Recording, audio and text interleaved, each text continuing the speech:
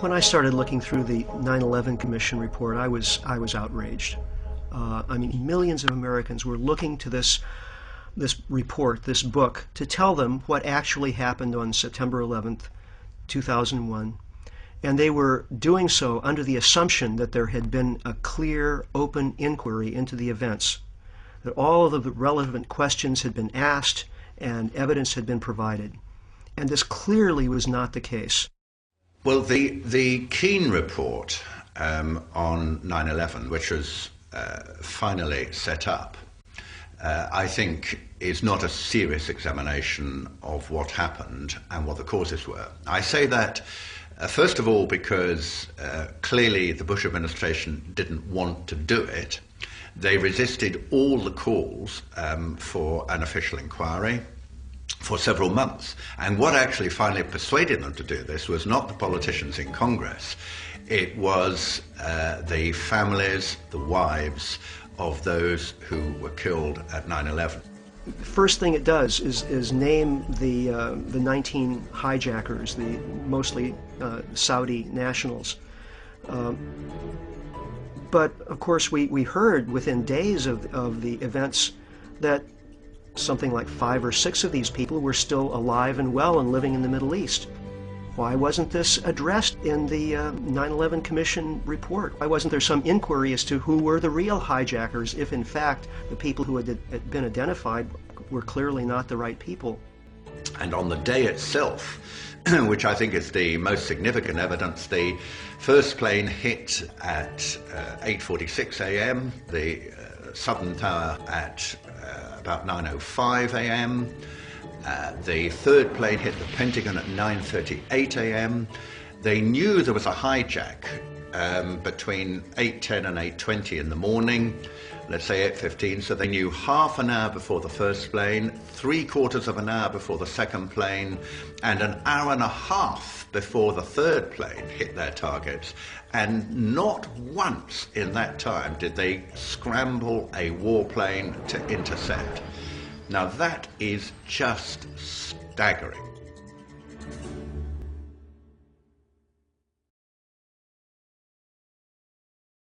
First, Bush tried to stop Congress from setting up its own 9/11 investigation. It's important for us to not reveal how we collect information. That's what the enemy wants. And we're fighting an enemy. When he couldn't stop Congress, he then tried to stop an independent 9/11 commission from being formed. The president's position was a break from history. Independent investigations were launched within days of Pearl Harbor and President Kennedy's assassination. But when Congress did complete its own investigation, the Bush White House censored 28 pages of the report.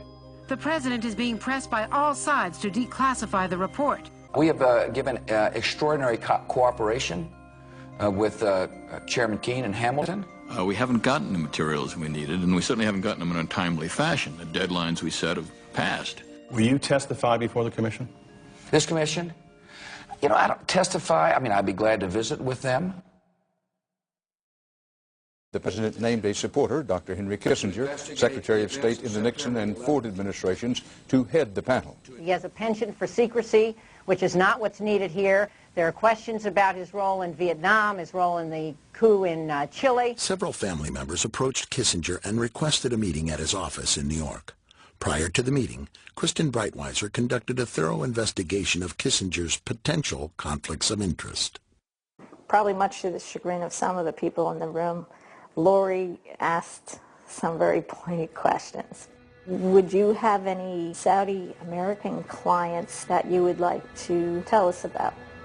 And he was very uncomfortable, kind of twisting and turning on the couch. And then she asked whether he had any clients by the name of bin Laden. And he just about fell off his couch. Former Secretary of State Henry Kissinger stepped down from the position Friday. We thought the meeting went well. I wouldn't want to be in the way of some of these families. I mean, they're... Kissinger was soon replaced by Tom Keene, a former New Jersey governor, and former Congressman Lee Hamilton, who had chaired the House Intelligence Committee. The president and vice president agreed to meet with the commission, but with a catch.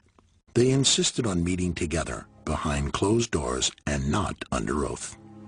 President, why are you and the Vice President insisting on appearing together before the 9/11 Commission? Because the 9/11 Commission wants to ask us questions. That's why we're meeting, and I look forward to meeting with them and answering their questions. Why you're appearing together rather than separately, which was their request? Because it's a good chance for both of us to answer questions that the 9/11 Commission is looking forward to asking us, and I'm looking forward to answering them. Let's see. We have to have one story, so I'll say part, and if I get it wrong, hedge a little bit and give me the next.